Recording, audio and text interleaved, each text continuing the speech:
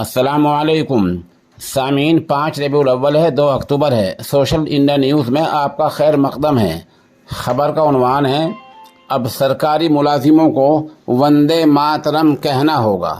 ये फैसला महाराष्ट्र सरकार का है। 24 घंटे पहले महाराष्ट्र सरकार ने एक हुक्मनामा जारी किया है, जिसमें कहा गया है कि अफसरान, सरकारी मुलाजिमीन और वो संस्थाएं वो तंजीमें जो सरकार के ताउन माली ख़जाने से चलती हैं, उनमें जो मुलाजिम काम करते हैं, वो जब फ़ोन पर बात करेंगे तो शुरू में हेलो के बजाय वंदे मातरम कहा करेंगे।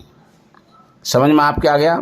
सरकारी मुलाजिमीन या उन तंजीमों के मुलाजिमीन जो सरकारी ख़जाने से चलती हैं, जब फ़ोन उठाएंगे, फ़ोन पर बात करेंगे तो शुरू में हेलो कहा जाता है। वो हेलो नहीं कहेंगे बल्कि वंदे मातरम कहेंगे।